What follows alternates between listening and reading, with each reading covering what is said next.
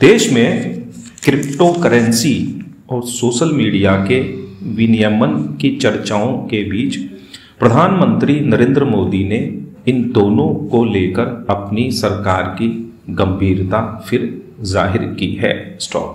America की मेजबानी वाले लोकतंत्र शिखर सम्मेलन को संबोधित करते हुए उन्होंने सोशल मीडिया और क्रिप्टो करेंसी जैसी उभरती तकनीक के लिए दुनिया भर में एक जैसे नियम बनाए जाने का सुझाव दिया।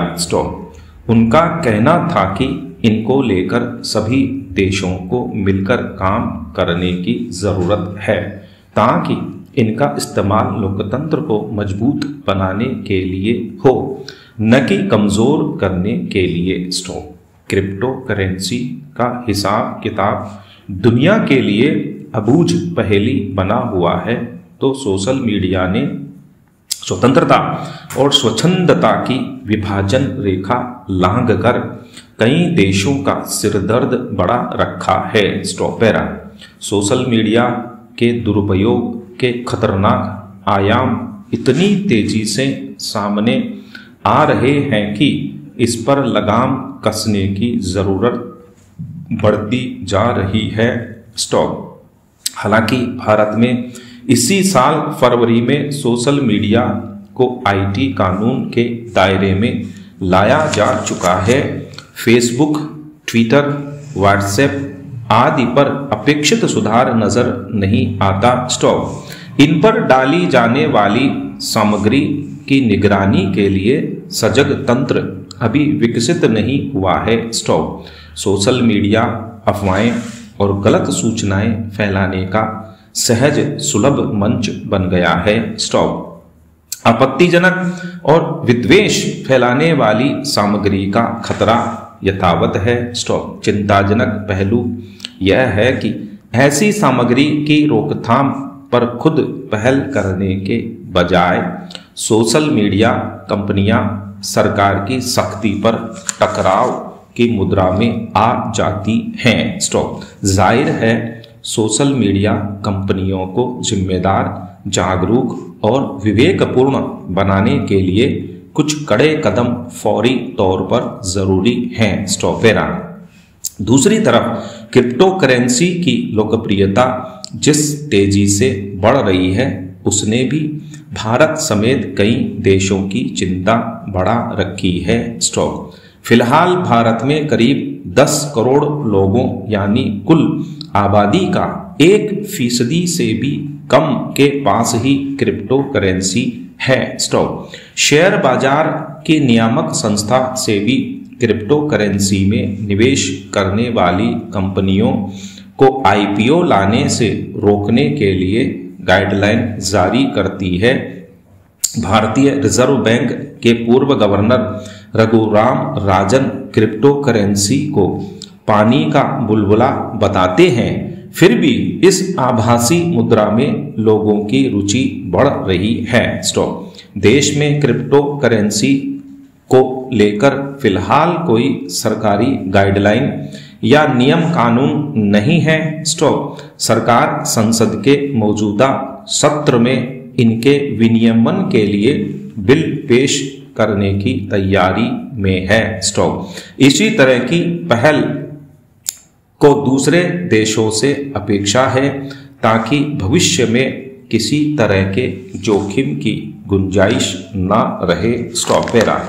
प्रबंधक, लीडर और संगठन प्रमुख के लिए संतुलन की आवश्यकता के बारे में जानने के साथ हम इस स्तंभ में थिन और यांग पर चर्चा कर चुके हैं।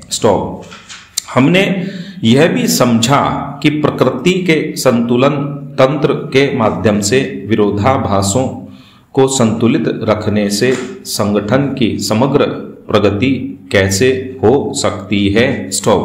आज उन कुछ मूलभूत तत्वों के बारे में जानेंगे जिन्हें लीडर संतुलन प्राप्त करने की क्षमता में विकास के लिए अपना सकते हैं। एक चित्रकार आकृतियों और रंगों जैसे तत्वों के सभी बारीक विवरणों पर ध्यान तो देता है, लेकिन यह भी सत्यापित करता रहता है कि चित्र में समग्र संरचना को आनुपातिक बनाने के लिए ये सभी तत्व भी पूरी तरह से संरेखित हैं। स्टॉप। इसी प्रकार प्रबंधकों को अक्सर शीर्ष दृष्टिकोण को ध्यान में रखते हुए केंद्र व परिप्रेक्ष्य के बीच स्थानांतरित करने की आवश्यकता होती है। स्टॉप। यह विशेष रूप से उन्हें विचलित होने और एक भावना, व्यवहार शैली आदि का अत्यधिक उपयोग करने से रोकता है और यह निर्धारित करने में सहायता करता है कि समग्र प्रणाली को संतुलन में लाने के लिए हर विरोधाभासी तत्व कितना जरूरी है। स्टॉप। किसी भी व्यक्ति के मूल्यों व वरीयताओं के विपरीत पहलुओं को संभालना आसान नहीं है। स्टॉप। निरंतर अभ्यास से व्यक्ति ऐसी विसंगति को बेहतर ढंग से प्रबंधित कर सकता है और अधिक समावेशी बन सकता है। स्टॉप।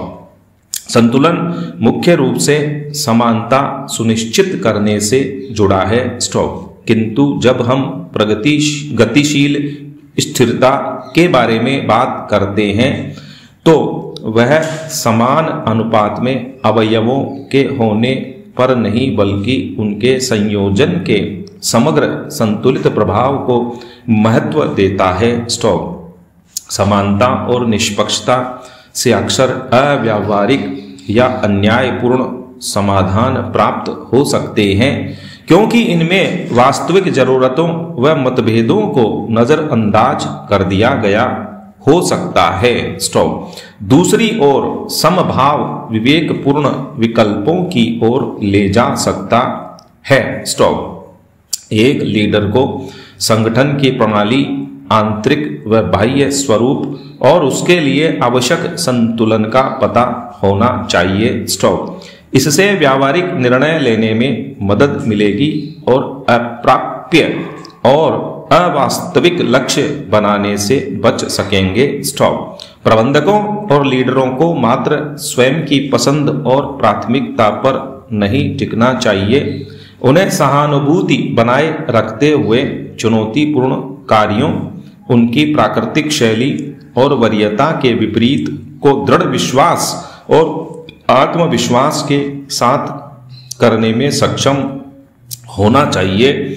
इस प्रकार प्रबंधक और लीडर अपने संगठनों, कर्मचारियों और अपने स्वयं के जीवन को प्रकृति और बाजारों के संतुलन चक्र के साथ जोड़कर लचीलापन, स्थिरता और मजबूती प्राप्त कर सकते हैं। स्टॉप।